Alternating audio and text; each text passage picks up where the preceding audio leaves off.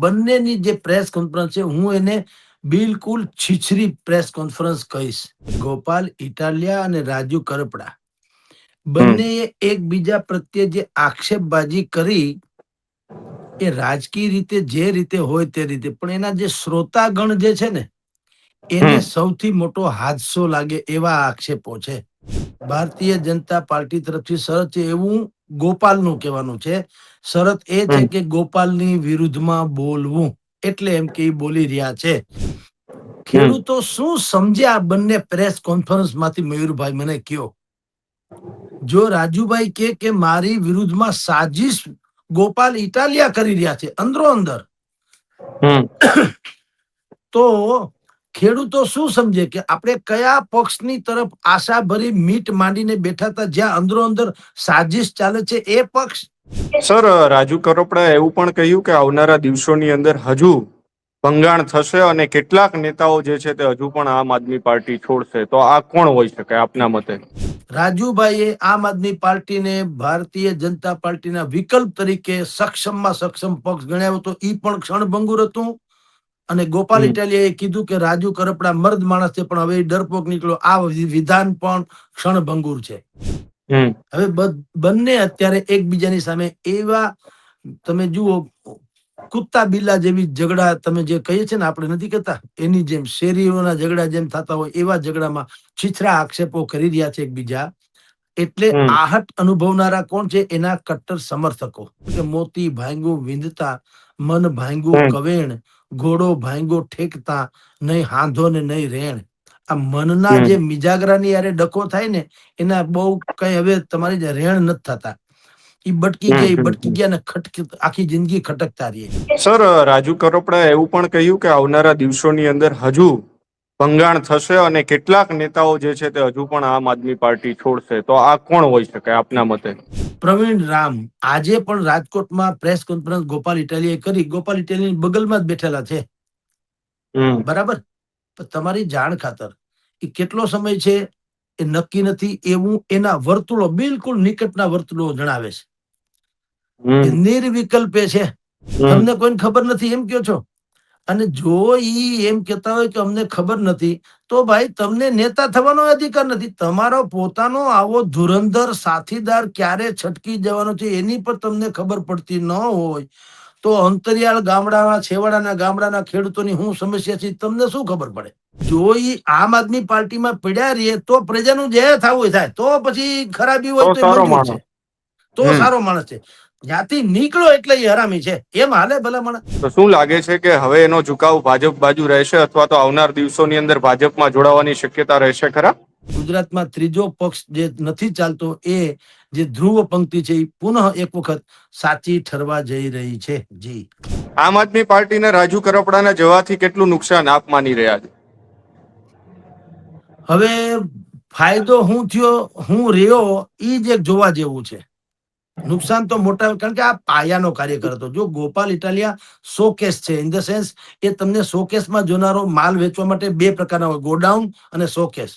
નમસ્કાર, સ્વરાજમાં આપનું સ્વાગત છે. હું મયુર. આજે વાત કરવી છે રાજુ કરપડા, એટલે કે આમ આદમી પાર્ટીમાંથી જેમણે રાજીનામું આપ્યું છે તેમની. ગઈકાલે જ આમ તો આમ આદમી પાર્ટી માટે ખૂબ જ માઠા સમાચાર હતા. જે કિસાન પ્રદેશ અધ્યક્ષ જેમનો હોદ્દો હતો તેવા રાજુભાઈ કરપડા, જે ખેડૂત નેતા હતા તેઓ રાજુભાઈ કરપડા જે છે તેમણે આમ આદમી પાર્ટીના તમામ હોદ્દા ઉપરથી તેમણે રાજીનામું આપી દીધું. અને ત્યારબાદ આજે તેમણે પ્રેસ કોન્ફરન્સ કરી હતી ને પ્રેસ કોન્ફરન્સની અંદર ઘણા બધા મોટા ખુલાસાઓ કર્યા છે. ને તેમાં તેમણે ગોપાલ ઇટાલિયા જે છે તેમની ઉપર સીધું જ નિશાન તાક્યું છે. આ બધી જ ચર્ચાઓ કરવા માટે આપણી સાથે વરિષ્ઠ પત્રકાર જગદીશભાઈ મહેતા સર જોડાયા છે. સર, સ્વાગત છે આપનું સ્વરાજમાં. નમસ્કાર. નમસ્કાર સર, સૌપ્રથમ તો રાજુ કરપડાએ જે રાજીનામું આપ્યું છે ને ત્યારબાદ જે પ્રેસ કોન્ફરન્સ કરી છે, આ પત્રકાર પરિષદમાં જે આક્ષેપો થયા છે તેમને કઈ રીતે જુઓ છો? મયુરભાઈ, બંને પક્ષે ગોપાલ ઇટાલિયા અને રાજુ કરપડા બંનેએ એકબીજા પ્રત્યે જે આક્ષેપબાજી કરી એ રાજકીય રીતે જે રીતે હોય તે રીતે, પણ એના જે શ્રોતાગણ જે છે ને એને સૌથી મોટો હાદસો લાગે એવા આક્ષેપો છે. રાજુભાઈ કરપડાનો આક્ષેપ છે કે જેલવાસ દરમિયાન પાર્ટીએ અમને મદદ કરી નહીં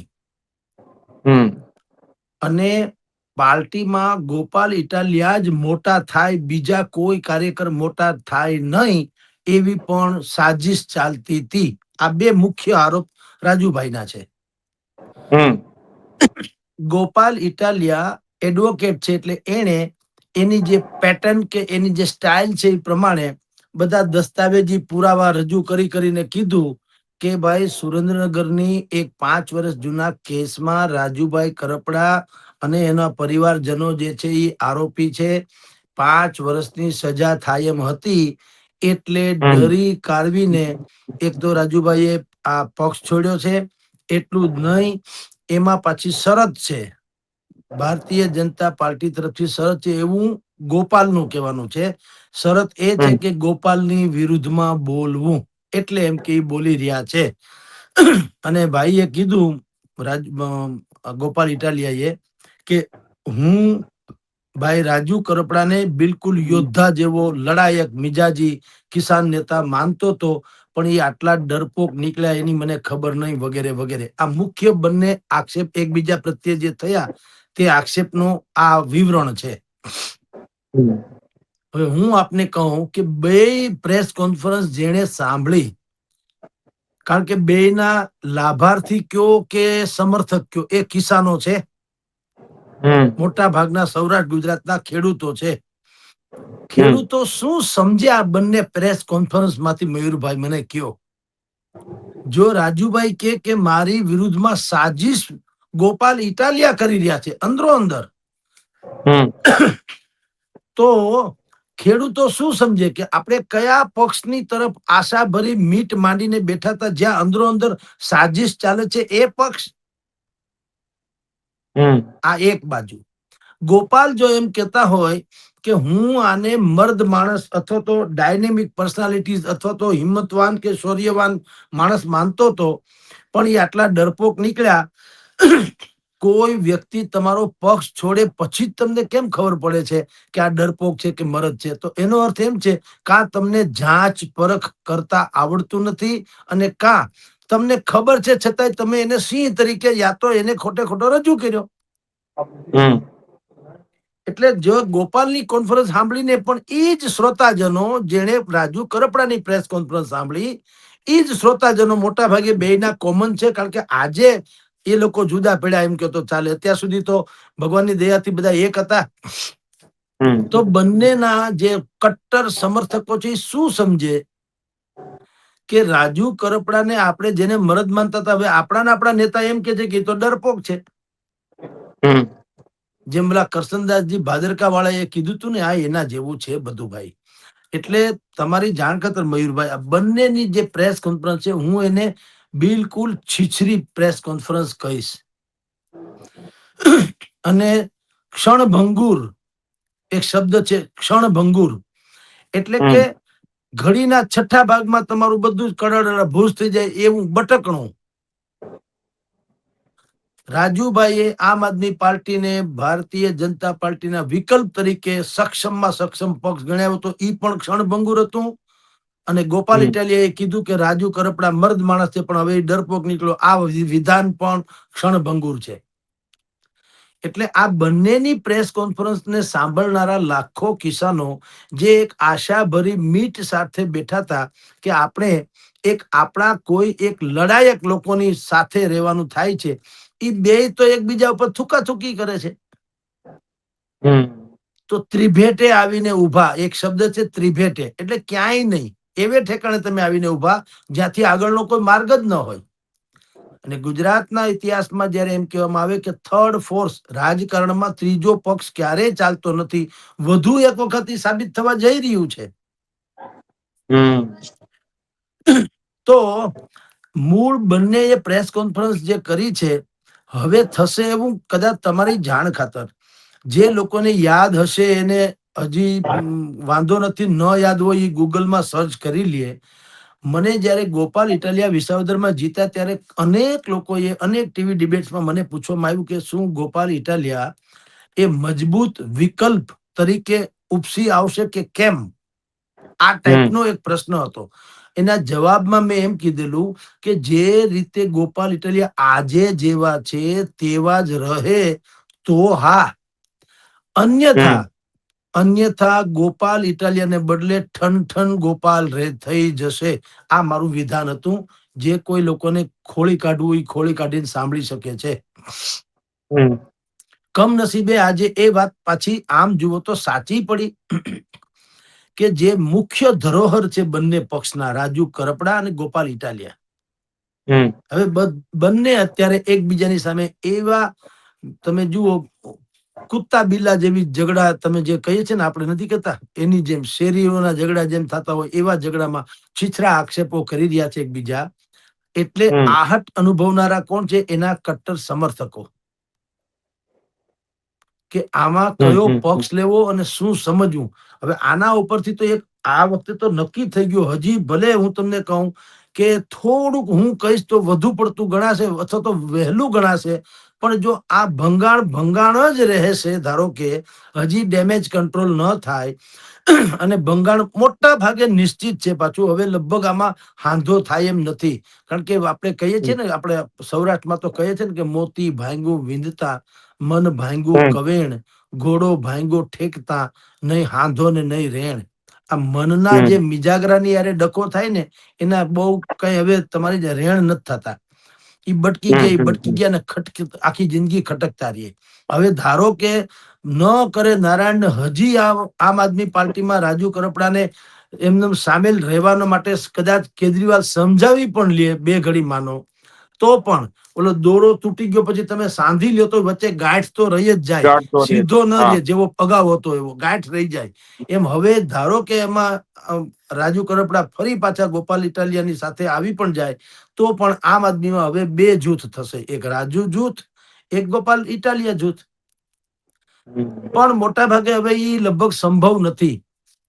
એટલે અત્યારે તો એના રસ્તા જુદા છે એમ કહો તો ચાલે. પણ ઓવરઓલ તમને કહું તો આ ઘટના શું સૂચવે છે? ઘટના એ સૂચવે છે કે ગુજરાતની સાણી જનતા આનાથી વધારે નિરાશાની કોઈ પળ ન હોઈ શકે. કારણ કે અત્યાર સુધી જેટલા થર્ડ ફોર્સ બજારમાં આવ્યા હતા, એ પછી કેશુભાઈ નો હોય, સુરેશ મહેતા નો હોય, શંકરસિંહ વાઘેલા નો હોય કે બીજા કોઈ પણ ગોરધન ઝડપિયા નો હોય, એ બધાને પોતાને વાંધા પડ્યા હતા એટલે પક્ષ રચ્યા હતા. આમ આદમી પાર્ટી એકમાત્ર એવી પાર્ટી આમ જુઓ તો હતી કે એને અહીંયા ગુજરાતમાં સરકારમાં તો હતા નહીં. નેશનલ લેવલે જે હોય તે, ગુજરાતમાં તો એ સરકારમાં હતી નહીં. બલકે એને જયારે ઉમેદવારો ઉભા રાખ્યા તો એને 5 ધારાસભ્યો ચૂંટી બતાવ્યા. સુરતમાં તો એક જમાનામાં કોર્પોરેશન આપી દીધેલું. અને આખું ગુજરાત સૌરાષ્ટ્ર એને આશા ભરી મીટે માંડીને બેઠું હતું કે કોઈ આપણે જેની વર્ષોથી પરિકલ્પના કરીએ છીએ કે ખરા અર્થમાં સામાન્ય પ્રજાનો પક્ષ બને, એવી લાગણી અનુભવાતી હતી. ઈ સેન્સમાં થર્ડ ફોર્સ ઉભો થયો તો, ઈ પણ અંતે થયો તો ધબોય નમઃ. અને ઈ પણ કોને કારણે? માહો માહ, ઈગો ક્લેશ, અહમનો ટકરાવ, અથવા તો એકબીજાને પાડી દેવાની પદ્ધતિ. હવે સત્તામાં આવ્યા પહેલા જ જો તમારે ત્યાં આ પ્રકારની સાજિશ થતી હોય, તો હવે લોકો તો ત્રિરાશી માંડે ને, કે માની લો કે આ લોકો સત્તામાં આવ્યા હોત તો શું ન કરત. એટલે તમારી જાણ ખાતર, બહુ જ જેને કહેવાય ને, ગુજરાતમાં ખાલી આ આમ આદમી પાર્ટીને નુકસાન છે એવું નથી. રાજુ કરપડા અથવા તો ગોપાલ ઇટાલિયા અથવા તો કરશન ભાદરકા કે કરશનદાસજી બાપુ ભાદરકા કે જે લોકો છે, આ બધાએ ભેગા થઈને કરોડો લોકોની આશાને ડૂબાડી દીધી. હવે એ વાત પ્રસ્થાપિત થઈ ગઈ. લોકો સમજવા માંડશે, ગુજરાતની જનતા. કારણ કે હવે કોઈ અવકાશ નથી. જો હવે સુધારવું બહુ અઘરી ઘટનાઓ છે. ક્યારેક તમને એમ લાગે ને, તમારી શુભ શરૂઆતથી અડધું કામ પૂરું થયા બરાબર ગણાય, પણ શરૂઆતમાં જ આવતો પ્રથમ ગ્રાસે મક્ષિકા, એવું આપણે સંસ્કૃતમાં ઉક્તિ છે. પ્રથમ કોળીએ જ માખી આવે તો પછી વાત થઈ ગઈ પૂરી. એમ હજી તો સરકારમાં આવી નથી. એ બેઠક પેટા ચૂંટણી જીત્યા પછીથી જે ઓરા ઉભો થયો હતો, એ સ્વયં પોતે ને પોતે પોતાની જ ઓરાને ખતમ કરી નાખ્યો. અને આમ આદમી પાર્ટી અત્યારે ડાઉન ટુ અર્થ હતી, બિલકુલ તમારી જાણ ખાતર હાવ સમાધિસ્થ થવા તરફ જઈ રહી છે. જી મયુરભાઈ. સર, રાજુ કરપડાએ એવું પણ કહ્યું કે આવનારા દિવસોની અંદર હજુ ભંગાણ થશે અને કેટલાક નેતાઓ જે છે તે હજુ પણ આમ આદમી પાર્ટી છોડશે. તો આ કોણ હોઈ શકે આપના મતે? જુઓ, અનેક છે. અત્યાર સુધી તમે જુઓ, મોટા ભાગે ગેર પાટીદાર, હમ જે પાટીદાર ન હોય તે, એનું બહુ આમ આદમી પાર્ટીમાં ગમે તેમ હોય, એ યોગ સંજોગ ગણો કે પ્રયોગ ગણો, એની બહુ ઉપજણ ન રહી અને લોકોએ પાર્ટી છોડી દેવી પડી. મહેશભાઈ સવાણીને બાદ કરો પાટીદાર તરીકે, મહેશભાઈ સવાણીને બાદ કરો તો બાકીના જેટલા લોકોએ પાર્ટી છોડી દીધી એમાંના એકેય પાટીદાર નથી, મોટા ભાગના ગેર પાટીદારો છે. હું તમને મયુરભાઈ કહું, જે લોકોને જાણકાર છે એને ખબર હશે કે એક ભેમાભાઈ ચૌધરી ઠાકોર હતા, એને પણ આમ આદમી છોડી દીધી. ઉમેશભાઈ મકવાણા, જે બોટાદ ધારાસભ્ય, બોટાદ. એને પણ ઈ કોળી છે, એને આમ આદમી છોડી દીધી. રાજભા ઝાલા આમ આદમી છોડી દીધી, ક્ષત્રિય છે. જગમાલભાઈ વાળા આહિર, મહિપતસિંહ ચૌહાણ ખેડાવાળા, ચૌહાણ એટલે તમે વિચાર કરો પાટીદાર નહીં. પછી કરશનદાસજી બાપુ ભાદરકા આહિર, કરશનભાઈ કરમુર એ પણ આહિર. અહીંયા પણ રાજકોટમાં પણ ડોક્ટર પ્રદીપસિંહ ઝાલા જે છે, એમ કહેવાય છે કે ભાઈ બોર્ડર ઉપર છે. આપણે જેમ ડાયાબિટીસમાં ને એમ કહીએ છીએ ને કે બોર્ડર ઉપર છે, બોર્ડર ઉપર છે, રીહામાની બોર્ડર ઉપર. આ બધામાં મેં તમને કીધું, એમાં જોવા જેવી વાત શું છે? ઠાકોર છે, કોળી છે, ક્ષત્રિય છે, આહિર છે, તમે જુઓ આ બધા છે, પાટીદાર નહીં. એટલે જે ભાઈએ કીધું રાજુ કરપડાએ, અને મેં ગઈકાલે અનેક ટીવી ચેનલ્સમાં, અરે આપણે યુટ્યુબર્સમાં કીધેલું છે કે આ અલ્પ વિરામ છે, પૂર્ણ વિરામ નથી. કારણ કે હવે શું થશે, રાજુભાઈ કરપડાના કટ્ટર સમર્થકો જે હોય છે એ મોટી તાદાદમાં છે. સુરેન્દ્રનગર પંથકમાં એમાં દુધઈ ગામના છે, મોટી તાદાદમાં છે. એ લોકો એક તો કાર્યકરો પણ મોટે પાયે અને કેટલાક જિલ્લા તાલુકા કક્ષાના હોદ્દેદારો એ મોટા પાયે રાજીનામું આપી શકશે એવી પણ સંભાવના છે. બીજું, પ્રવીણ રામ આજે પણ રાજકોટમાં પ્રેસ કોન્ફરન્સ ગોપાલ ઇટાલીએ કરી. ગોપાલ ઇટાલીની બગલમાં જ બેઠેલા છે, બરાબર. તમારી જાણ ખાતર એ કેટલો સમય છે એ નક્કી નથી, એવું એના વર્તુળો, બિલકુલ નિકટના વર્તુળો જણાવે છે કે નિર્વિકલ્પે છે, એને ચૂંટણી લડવી જ છે. જો ક્યાંયથી સારી ઓફર આવે તો એ ગમે ત્યારે પાર્ટી ઠેકી જશે. શું કામ? એક સવા અહીંયા 108 દિવસ બંને જેલમાં રહ્યા, રાજુ કરપડા અને ભાઈ પ્રવીણ રામ. તમે શું માનો છો સાહેબ? તમે અત્યારે ગિરનારમાં ગયા ને તમે એમ કહો કે ભાઈ મને ખબર નહીં કે અહીંયા ક્યાં કઈ રાવટી છે ને ક્યાં કોણ ભજન ગાય છે ને અહીંયા ગિરનાર અહીંથી ડુંગરો ક્યાં આવ્યો હોય મને ખબર નથી, ને ઇન્દ્ર ભારતીનો આશ્રમ ક્યાં આવ્યો ખબર નથી, એવું હોય ભલા માણા? તમે ન્યા જ અત્યારે છુઓ ને 4-5 દિવસ ન્યા રહેવાના છો તો કમસે કમ હું અહીંયા રાજકોટ છું, તમે જુનાગઢ છો, મારા કરતા વધુ ખબર તમને હોય જ ને ત્યાં ભવનાથના મેળાની.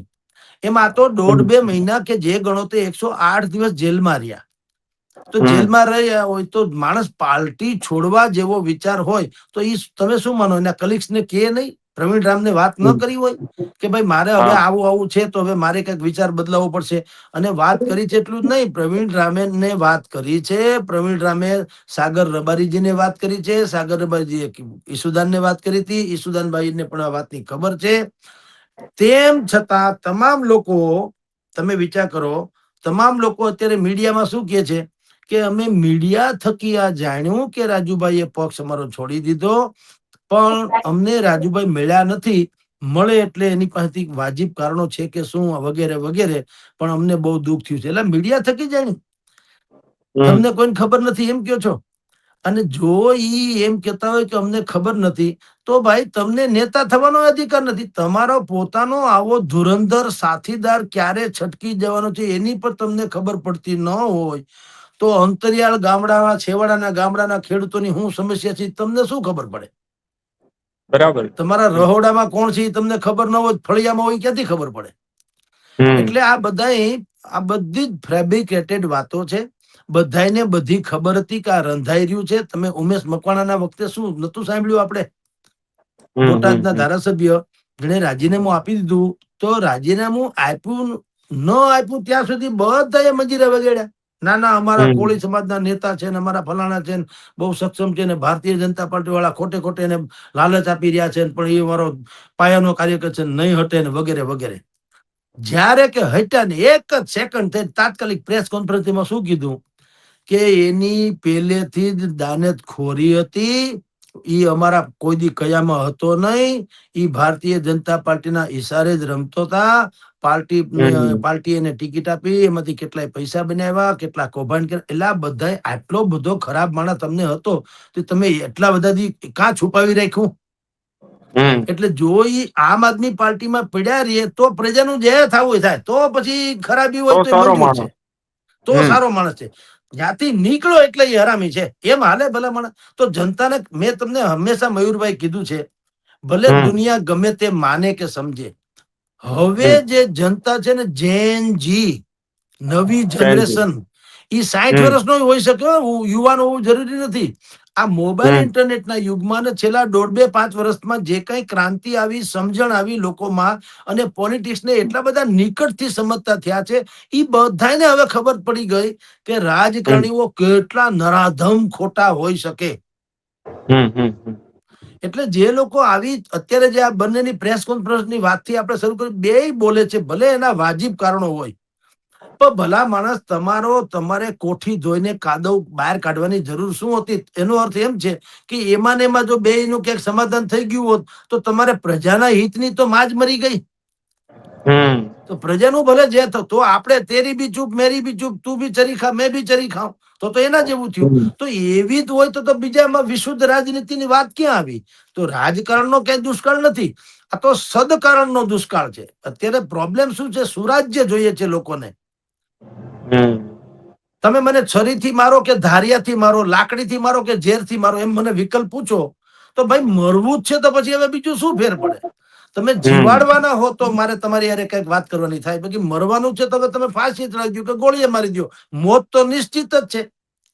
તો લોકો તમારી સામે આશા ભરી મીટ માંડીને એટલા માટે બેઠા હતા, લોકો એટલે કરોડો કિસાનો ખાસ કરીને, કે ભાઈ તમે લોકો આવીને ક્યાંક અમારા પ્રશ્નો વાજિબ રીતે રજૂ કરશો વગેરે વગેરે. હવે તમારામાં પણ આ જ ડખો છે, હુંસા તુસી, ઈર્ષા, દ્વેષ, રાગ, એકબીજા પ્રત્યે તમે અણગમા, એકબીજાને પછાડી દેવાની હાલત, બીજાને આગળ નહીં આવવા દેવાની ઓલી વાતો, કે સાચી ખોટી તો ઈ લોકો જાણે. તો સામે પક્ષે અહીંયા જેમ ગોપાલભાઈ પ્રેસ કોન્ફરન્સ કરીને કીધું કે આ તો ડરપોક નીકળ્યા, અને તો ભીત જેને આ તો ભાજપના ઈશારે નાચે. બહુ કરી ભાઈ સાહેબ, આ તો તમે અત્યારે બધું ખુલ્લું પાડો છો. કદાચ ન થયું હોત આવું કાંઈ, તો જે જેના ઈશારે હાલતા હોય, જે જેનું હોય તે તમે અમારી ઉપર તો થોપી જ દેવાના હતા ને બધાય.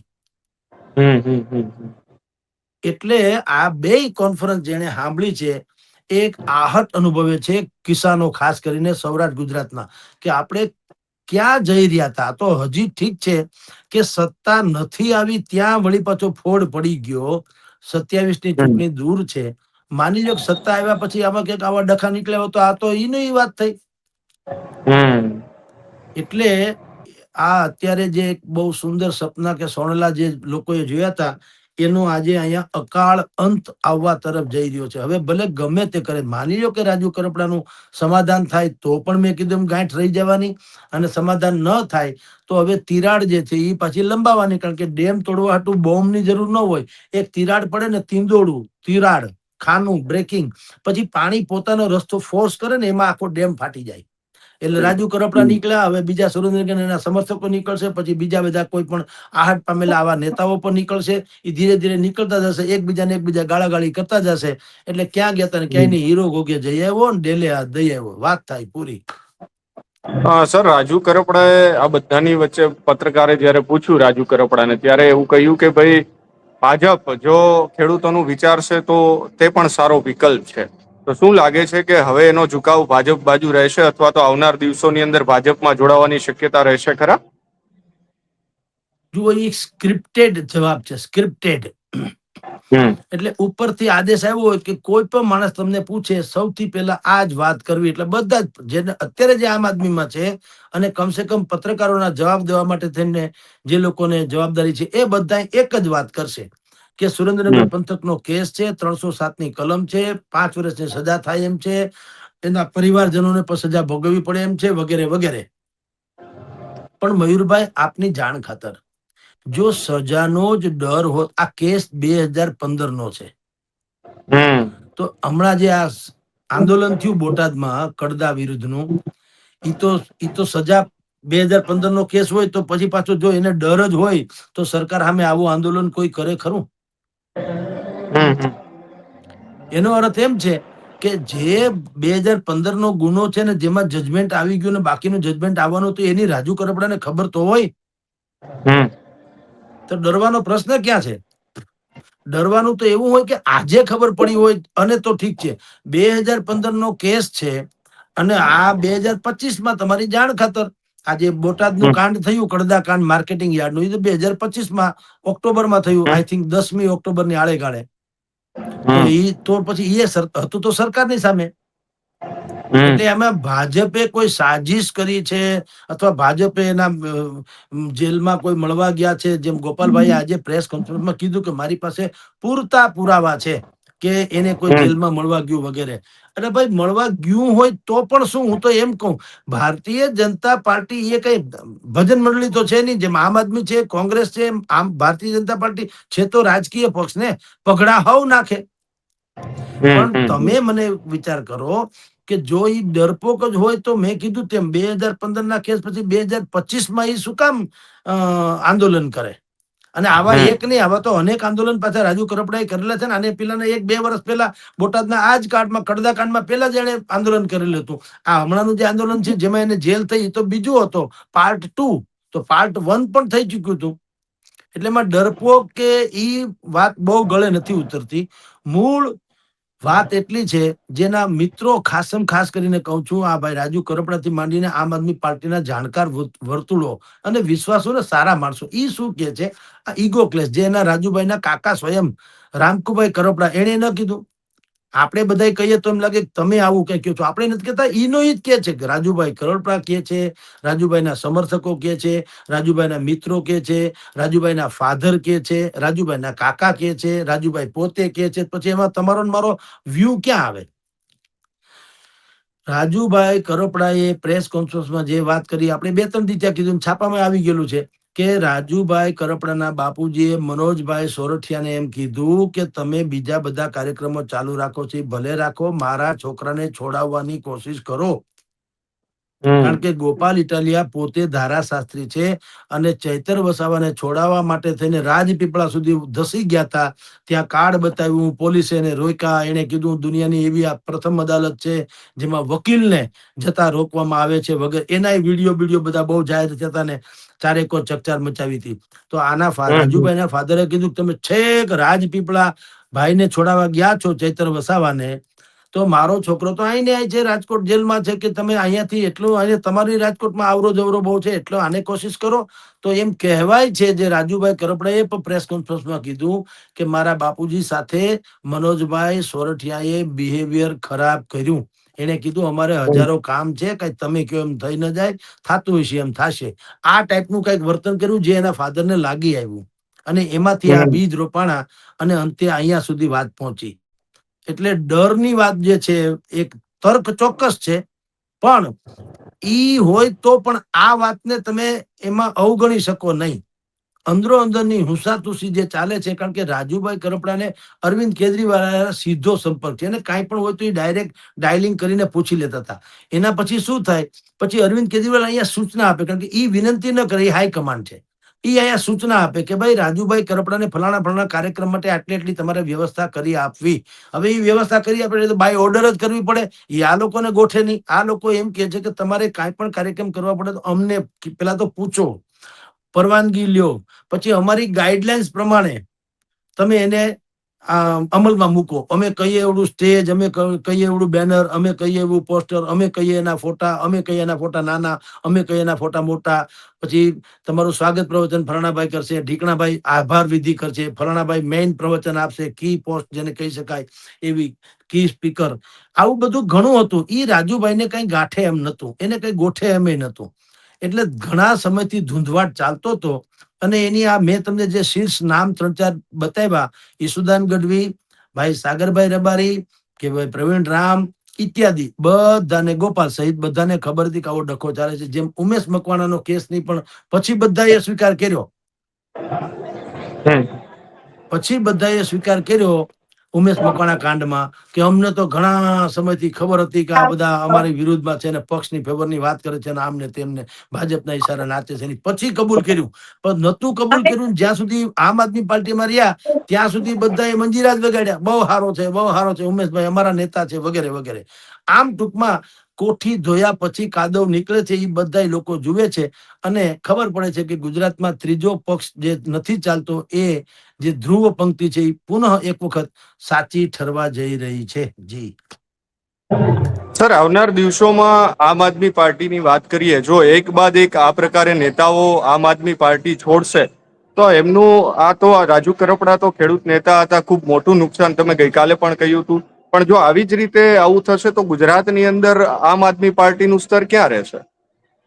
પણ એ ચિંતા ગુજરાતની નથી, કારણ કે ગુજરાતની જનતાને આમ આદમી પાર્ટીને મોટી નથી કરવી, એની સમસ્યાનું નિવારણની અપેક્ષા હતી, જનતાના સમસ્યાનું.